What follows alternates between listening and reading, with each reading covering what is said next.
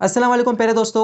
आज की वीडियो काफ़ी इंपॉर्टेंट होने वाली है क्योंकि इस वीडियो में मैं आपको कुछ ऐसे सीक्रेट्स बताऊंगा जिसको अगर आप जान गए तो आप कम पढ़ाई करके भी काफ़ी अच्छे मार्क्स ला सकते हैं। एंड ये वीडियो मेरी आज तक की सारी वीडियो से यूनिक है क्योंकि इस वीडियो में मैं आपको 7 सीक्रेट्स बताने वाला हूं। इन सीक्रेट्स के बाद एक दुआ बताने वाला हूं जो कुरान एंड हदीस से ली गई है। एंड आई गारंटीड कि अगर आप ये वीडियो देखकर अपनी स्टडीज़ में इंप्लीमेंट कर दोगे तो आपको टॉप करने से कोई भी नहीं रोक सकता। इंशाल्लाह हम अपनी सिटी में फर्स्ट आएंगे, ऐसा कमेंट में लिख दीजिए ताकि शैतान आपको डिस्ट्रैक्ट ना कर पाए और आप अपने गोल को अचीव कर पाए। प्यारे दोस्तों, अक्सर हमारे अम्मी अब्बू और आसपास के लोग हमसे कहते हैं कि अगर एग्जाम में ज़्यादा नंबर लाना है तो ज़्यादा पढ़ाई करो, लेकिन मैं आपसे कहता हूं कि अगर ज़्यादा नंबर लाना है तो ज़्यादा नहीं बल्कि कम पढ़ाई करो। अब आप सोच रहे होंगे कि ये क्या बात हुई भाई। तो दोस्तों, आज हम बात करेंगे कि कैसे आप कम पढ़ाई कर कर भी ज़्यादा नंबर ला सकते हैं। अक्सर हमारे साथ ऐसा होता है कि हम कितना भी पढ़ लें, चीज़ों को कितना भी याद कर ले, लेकिन थोड़ी देर बाद हम सब कुछ भूल जाते हैं। क्या आपके साथ भी ऐसा कभी हुआ है? आप दिन रात पढ़ाई तो कर रहे हैं लेकिन एग्जाम में कुछ ज़्यादा कर नहीं पा रहे हैं। दूसरी तरफ आपके कुछ ऐसे फ्रेंड्स हैं जो अपनी स्टडीज़ को बहुत कम टाइम देते हैं और खूब मस्ती करते हैं, फिर भी उनके नंबर्स आपसे ज़्यादा अच्छे आते हैं। तो दोस्तों, आपको परेशान होने की ज़रूरत नहीं है, बस आपको अपने स्टडी का तरीका चेंज करना है। दोस्तों, इस वीडियो में मैं आपको कुछ ऐसा तरीका बताने वाला हूं जिन्हें आप फॉलो करके अपने सिटी के अगले टॉपर बन सकते हैं। यकीन नहीं हो रहा है तो वीडियो को एंड तक ज़रूर देखिएगा। तो चलिए वीडियो को शुरू करते हैं।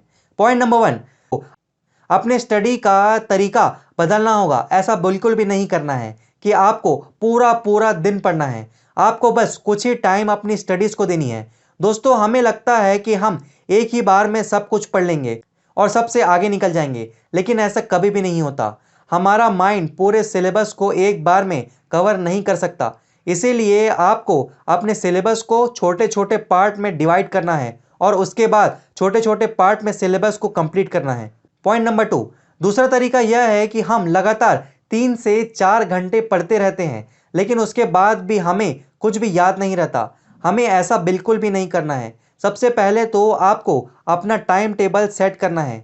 आपको यह देखना है कि आपका माइंड कितनी देर तक स्टडी पर कंसंट्रेट कर सकता है, आप कितनी देर चीज़ों को अच्छे से समझ सकते हैं। इसके लिए दोस्तों, आप एक टाइमर सेट कर लेना और उसके बाद आपको अपनी स्टडी स्टार्ट करनी है।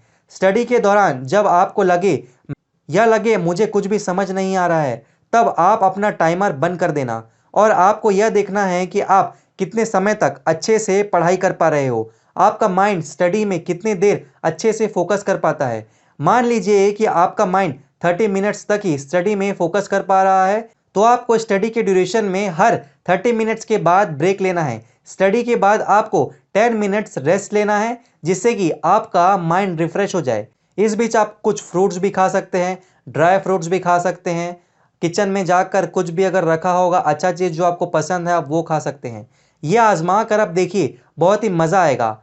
आपका सपना टॉपर बनने का है ना, या अच्छे मार्क्स लाने का, तो यह गलती आपको बिल्कुल भी नहीं करनी है। आपके भी कुछ वीक एरियाज होंगे, कुछ वीक पॉइंट्स होंगे। एक तो वह होंगे जो आपको खुद अंदर से ही पता होगा कि मुझे यह टॉपिक अच्छे से नहीं आता, उन पर भी इक्वली काम करना है।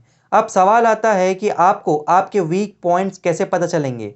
आप टेस्ट दो, सैम्पल पेपर सॉल्व करो, मॉक टेस्ट दो, अपने टीचर से आंसर चेक करवाइए, देखो कि कहाँ कहाँ आपके नंबर्स कट रहे हैं। उन वीक पॉइंट की लिस्ट बनाइए, उन पर काम करिए। जब आप भी ऐसे कमज़ोर एरियाज़ पर काम करेंगे तो आपको बहुत से क्वेश्चन ऐसे मिलेंगे जो आपसे सॉल्व नहीं होंगे।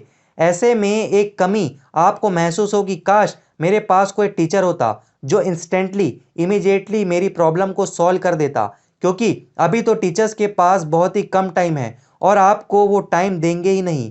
तो इसका सॉल्यूशन यह है कि आप अपने वीक एरियाज़ को टीचर्स से ना सॉल्व करा के जितना भी हो सके आप टीचर से सॉल्व कराइए। अदरवाइज आप अपने फ्रेंड सर्कल ऐसा बनाइए जो कि स्टूडियस स्टूडेंट्स का हो, जो पढ़ने में अच्छे हों, ताकि वो आपके वीक एरियाज़ को पॉइंट कर पाए और आप उन वीक एरियाज़ पर काम कर पाए। नाउ चलिए अब हम आगे बढ़ते हैं। पॉइंट नंबर 3, तीसरा तरीका यह है कि हम जानते हैं हम सब का मूड हमारे एनवायरनमेंट पर डिपेंड करता है और अगर आपका एनवायरनमेंट अच्छा है तो आपका मूड भी अच्छा होगा। हम सब की अपनी अलग अलग एक वाइब होती है, अलग अलग एक कंफर्टेबल एनवायरनमेंट होता है। तो आपको यह देखना है कि आप किस एनवायरनमेंट में स्टडी अच्छे से कर पा रहे हैं, किस एनवायरनमेंट में आप एकदम अच्छे से फोकस कर पाते हैं।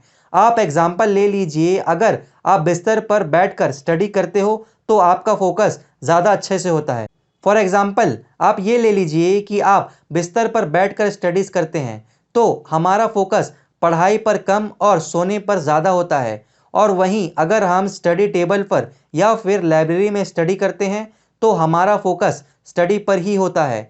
तो हमें रोज़ एक ही जगह पर बैठकर स्टडी करनी है, जिससे कि जब आप उस जगह पर बैठो तो अपने आप ही आपका माइंड स्टडी पर फोकस करने लगे।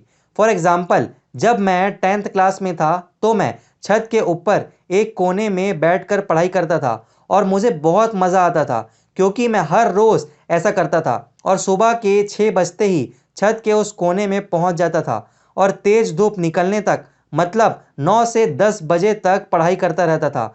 रोज़ रोज़ ऐसा करने से मेरी एक हैबिट बन गई थी और उस जगह पढ़ाई करने में मुझे बहुत ज़्यादा मज़ा आता था। इसीलिए आपको भी अपने घर में कोई एक ऐसी एकांत जगह ढूंढ लेनी चाहिए जहां पर बैठकर आप स्टडी कर पाओ। Now moving ahead to a next point.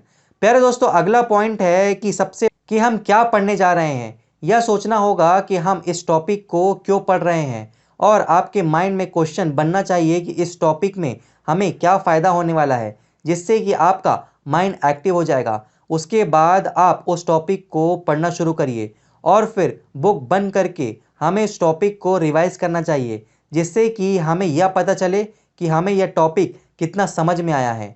Now moving ahead to a next point, point number 5। अगला पॉइंट यह है कि हमें खुद से नोट्स बनाने चाहिए। जैसे कि आपके टीचर्स आपको पढ़ाकर क्लास से बाहर चले जाते हैं या जैसे ही आपकी क्लास ख़त्म होती है तो उसके तुरंत बाद आपको नोट्स बनाना ही चाहिए, जिससे कि आपको यह पता चले कि आपको अपने टीचर्स का पढ़ाया हुआ कितना समझ में आया है। अगर उस टॉपिक में आपको कुछ भी समझ नहीं आ रहा है तो तुरंत आप अपने टीचर्स से इस बारे में डिस्कस कीजिए, जिससे कि आपके सारे डाउट्स क्लियर हो जाएंगे। इससे आपको चीज़ें भी याद रहेंगी और सिर्फ मैं ये नहीं कह रहा हूँ बल्कि दुनिया के सारे टॉपर्स यही कहते हैं। Now moving ahead to next point, point number 6। दोस्तों अब हम आते हैं अपने अगले टॉपिक पर। अब आपको यह करना है कि आपने अभी तक जितनी भी पढ़ा है आपको किसी को समझाना है, यानी कि अपने दोस्तों को एक्सप्लेन करना है। लेकिन चलिए हम आपको बताते हैं कि एल्बर्ट आइंस्टाइन को भी सभी जानते हैं। शायद आपने आइंस्टाइन को ज़रूर पढ़ा भी होगा।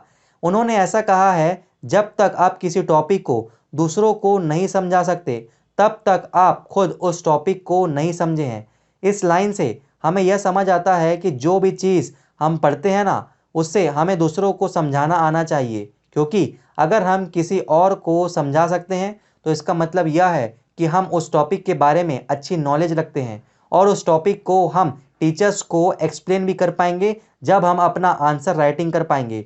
और उसी स्टूडेंट को ही तो सबसे ज़्यादा मार्क्स मिलते हैं जो सामने वाले टीचर्स को, इन्विजिलेटर को अपने अच्छे से आंसर लिखकर अपनी बात को प्रेजेंट कर पाए। उसी बंदे को ही बहुत ज़्यादा अच्छे नंबर्स मिलते हैं। तो आपको भी ये स्किल आनी चाहिए। अगर आप कोई टॉपिक पढ़ रहे हैं, वो टॉपिक को आपको इतने अच्छे से पढ़ना है कि आप किसी भी बंदे को वो पार्ट एक्सप्लेन कर पाएँ। नाउ अब हम आगे बढ़ते हैं, पॉइंट नंबर 7। लास्ट में यह टिप आता है कि हमें फैक्ट और कंसेप्ट के बारे में पता होना चाहिए। मतलब कुछ चीज़ें फैक्ट होती है, जैसे आपके शहर का नाम एक फैक्ट है और हमें उसे याद रखना होगा। लेकिन अगर मैं कहूँ कि एक मोटरसाइकिल का इंजन कैसे काम करता है तो यह कंसेप्ट है। इसे हमें याद नहीं करना है बल्कि कंसेप्ट को समझना है। और जिस चीज़ को हम समझ लेते हैं वह चीज़ हम कभी भी नहीं भूलते हैं। अगर हम कंसेप्ट को भी रटने लगेंगे, मतलब याद करने लगेंगे, तो सब कुछ खिचड़ी हो जाएगा। क्योंकि आप खुद ही सोचिए, मोटरसाइकिल के इंजन की सारी प्रोसेस को याद रखना कितना टफ है। लेकिन अगर हम एक बार कंपनी में जाकर अपनी आंखों से देख लें कि मोटरसाइकिल का इंजन कैसे काम करता है तो शायद हम उस चीज़ को ज़िंदगी भर नहीं भूल पाएंगे। वहीं दूसरी तरफ फैक्ट वाली चीज़ें हमें याद करनी होती है, वरना हम उसे भूल जाते हैं। जैसे हमारा देश 15 अगस्त 1947 को आज़ाद हुआ था, ये एक फैक्ट है। हमें इसे याद रखना ही होगा, वरना हम भूल जाएंगे या कई बार कंफ्यूज भी हो जाते हैं। और आप फैक्ट वाली चीज़ों को समय समय पर रिवाइज करते रहेंगे तो आपको ज़्यादा दिक्कत भी नहीं होगी। नौ प्यारे दोस्तों, इस वीडियो में हमने कुछ टिप्स के बारे में जाना, जिसमें सबसे पहला टिप यह है कि हमें अपने सिलेबस को छोटे छोटे पार्ट में डिवाइड करके लर्न करना है। नंबर 2 है कि हमें अपने स्टडी पर फोकस टाइम पता करना है, उस टाइम के हिसाब से ही आपने माइंड को रेस्ट देना है। पॉइंट नंबर 3 यह है कि हमें हमारी स्टडी के लिए एक जगह फिक्स करना है।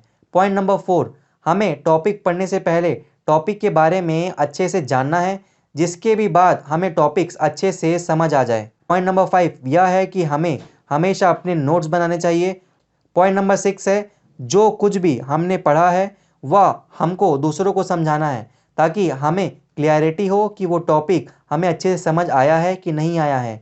And last but not the least, हमें चीज़ों को शॉर्ट और इमेजिन करके याद करनी है, जिससे कि हमें चीज़ें देर तक याद रह पाए। तो दोस्तों, आप इन टिप्स को फॉलो करके कम टाइम में अच्छे नंबर्स ला सकते हैं। लेकिन जाते जाते मैं आपसे इतना कहूँगा कि पढ़ाई करने के लिए अपना एक टाइम टेबल बनाइए और साथ में कुछ समय फिजिकल एक्टिविटी के लिए ज़रूर निकालिए। अपनी हेल्थ का ध्यान रखिए, रोज़ाना कुछ ना कुछ स्पोर्ट्स खेलिए और साथ में पढ़ाई भी कीजिए, क्योंकि अगर आप दिन रात पढ़ाई करते रहोगे तो कोई फ़ायदा नहीं, उल्टा आपकी मेंटल हेल्थ ख़राब हो जाएगी। कम पढ़िए लेकिन डेली पढ़िए, क्योंकि consistency is more important. Now अब मैंने जो आपको वीडियो की स्टार्टिंग में दुआ बताया था उसके तरफ आगे बढ़ते हैं। तो वो दुआ है रब्बी ज़िदनी इल्मा, मीनिंग या रब मेरे इल्म में इजाफ़ा फरमा, ए मेरे रब मेरे इल्म में इजाफ़ा फरमा। My lord increase me in knowledge. सूरह ताहा सूरह नंबर 20 आयत नंबर 144। आपको ये दुआ पढ़ते रहना चाहिए। आपको इसको सुबह तहज्जुद के बाद पढ़ना है और अपनी पढ़ाई शुरू करने से पहले पढ़ना है और हर नमाज के बाद पढ़ना है। आपको मिनिमम एक बार तो पढ़ना ही है और मैक्सिमम आपके ऊपर है, आप कितने बार भी पढ़ सकते हैं। आई सजेस्ट कि फ़र्ज़ नमाज के बाद 3 टाइम आप पढ़ लीजिएगा। कम से कम 28 डेज़ तक आप ये करिए। उसके बाद इसे वीडियो के नीचे आके बताइएगा कि आपके लिए बेनिफिशियल हुआ है कि नहीं हुआ है।